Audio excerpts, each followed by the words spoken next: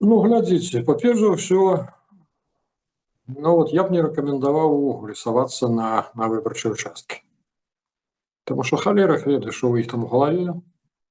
Будуць яны ўключаць свае алгарытмы, таму што ну, была ж інфармацыя пра тое, што ў тым ліку і яны разглядалі розныя варыянты дзеянняў, як ажывіць гэтыя выбары, як што.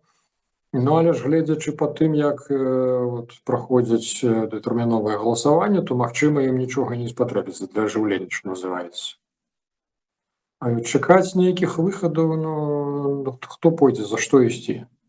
Просто так за тое, што ты выйшаў атрымаць 4-5 гадоў турмы? А ўсе ж разумеюць, што сітуацыі няма, сітуацыі рэвалюцыйнай, што называецца.